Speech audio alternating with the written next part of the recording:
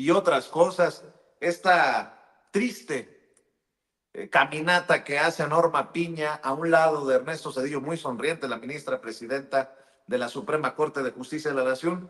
Déjeme saludar a un gran amigo, quien es hombre de leyes y quien creo que nos puede dar también claridad de los dichos de Zedillo, que se suman estas declaraciones que nos hará el doctor Isaac de Paz González, jurista y constitucionalista, a las que ya hemos escuchado de Gerardo Fernández Noroña, de César Gutiérrez Priego, de Ricardo Sevilla y del maestro Paco Cruz.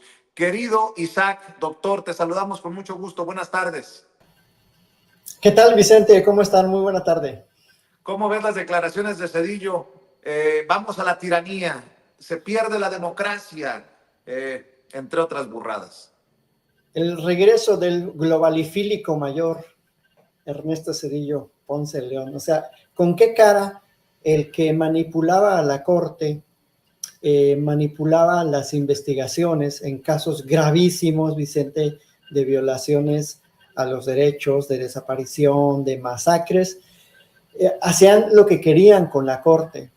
No permitían que la Corte hiciera uso de una facultad que se llamaba la facultad de investigación de violaciones graves a los derechos, a las garantías individuales y al voto público. Estaba prevista en el artículo 97. Y muchas organizaciones en aquel entonces, desde el 95, 96, 97, 98, intentaron que la Corte investigara este tipo de violaciones graves, porque era una facultad constitucional de la Suprema Corte, investigar esas violaciones, o sea, saber qué había pasado, con dos cosas muy importantes, con los derechos de los mexicanos y las mexicanas, y con el voto público. ¿Cuándo se hizo alguna investigación por los fraudes? La Corte en aquel entonces rechazaba todo.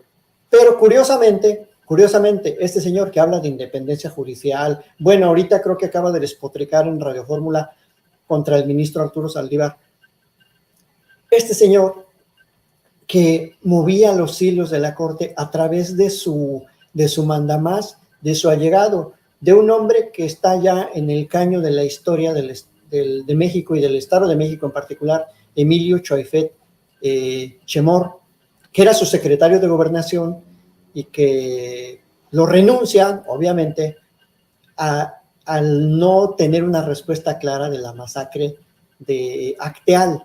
Dicen incluso que él fue el instigador de la masacre de Acteal. Entonces, ¿con qué cara tan dura, con qué cinismo, con qué hipocresía, con qué justificación de qué tipo viene a decirnos que una reforma constitucional impulsada por el poder constituyente originario, que es el pueblo, atenta contra la democracia?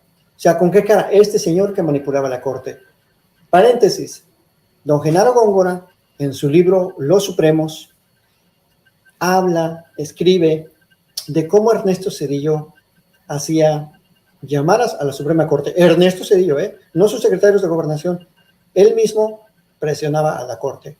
Ahora sí, como dice por ahí el clásico, ahí se los dejo de tarea para que lo investiguen. Ojalá que, no sé si siga en la vida pública don Genaro Góngora, ministro en retiro, pero él da cuenta de cómo fue esa primera corte independiente con Ernesto Zedillo, y creo que no tiene ninguna justificación, ninguna credencial democrática para hablar de la independencia judicial. Él, que fue el primero en someter a aquella Suprema Corte del 94 en 20 días, en un fast track, que me sorprende cómo la academia en aquel tiempo y ahora siguen alabando, admirando, ensalzando, quemándole inciensos a la reforma judicial del 94, que tuvo sus aciertos y sus bondades, pero como con una nueva reforma judicial, 30 años después, andan totalmente ya,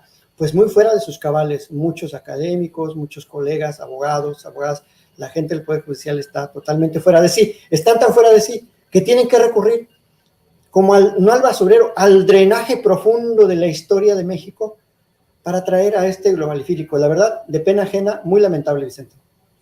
¿Y la ministra? ¿Cómo ves a la ministra que pues tristemente va a ir a un lado de Cedillo en este